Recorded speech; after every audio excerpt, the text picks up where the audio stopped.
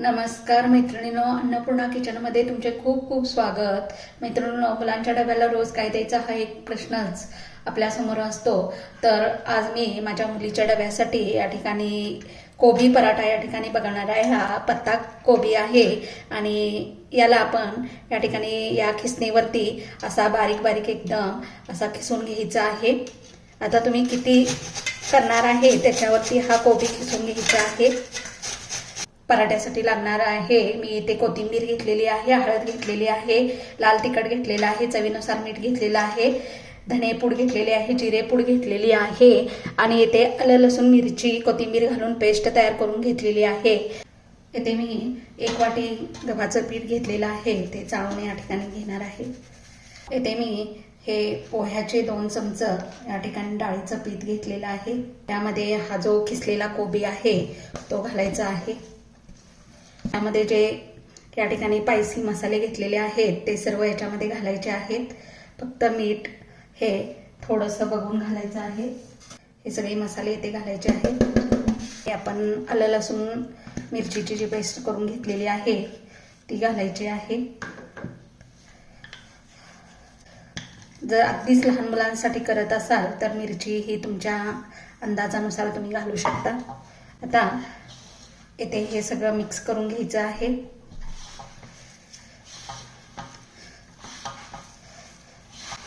बघा, कोबीमध्ये ऑलरेडी पाणी असतंच, त्यामुळे वरून पाणी घालण्याची आवश्यकता भासत नाही। जर लागलंच तर अगदी थोडासा हात त्यामध्ये घ्यायचा आहे। इथे मी मीठ टाकायला विसरले होते, मीठ चवीनुसार मीठ घालायचं आहे। तर इथे बघू शकता आपला हा डो तयार झालेला आहे। मी याला आता थोडंसं तेल लावणार आहे आणि 5 मिनिटं ह्याला भिजण्यासाठी ठेवणार आहे। हे जे कणिक आहे ही 10 मिनिटं भिजून झालेली आहे। आता यातला एक गोळा घ्यायचा आहे आणि आपल्याला पाहिजे त्या साईजमध्ये या ठिकाणी हे पराठे लाटून घ्यायचे आहेत। हा गोळा एकजीव करून घ्यायचा आहे आणि याला असं हलक्या हाताने लाटून घ्यायचं आहे। चिटकत असतील तर त्याला कोरडं पीठ लावा, काही हरकत नाही। त्यामध्ये पाणी आपण घातलेलं नाही, पण जास्त वेळ ही कणिक ठेवलेली आहे फक्त कोबीमध्ये मिक्स करून, तर कोबीला पाणी सुटायला लागतं आणि कणिक पातळ होते। त्यामुळे ज्या त्यावेळेला कणिक घट्ट करून घ्यायची आहे। तर इथे हा पराठा आपला लाटून तयार झालेला आहे। गॅसवर मी तवा ठेवलेला आहे, तव्यामध्ये तेल घालणार आहे आणि याला भाजून घ्यायचं आहे।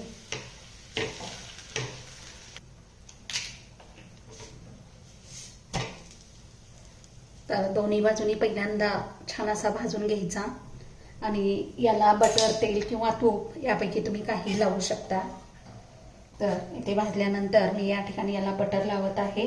बटर घेतलेलं आहे, हे बटर उलटण्यावर किंवा या ठिकाणी चमच्याने या ठिकाणी असं सर्व बाजूनी लावून घ्यायचं आहे। तर इथे बघू शकता मस्त असा हा पराठा आपला भाजून झालेला आहे दोन्ही बाजूने। इथे बघू शकता मस्त असे आपली कोबीचे पराठे तयार झालेले आहेत आणि एकदम खमंग आणि जिभेला चव आणणारे असे कोबीचे पराठे तयार झाले। तुम्ही तुमच्या मुलांच्या टिफिनसाठी असे कोबीचे पराठे बनवा आणि माझी ही छोटीशी रेसिपी तुम्हाला आवडली असेल तर माझ्या या चॅनल लाईक, सबस्क्राईब आणि बेल आयकॉनवर बटन दाबायला विसरू नका।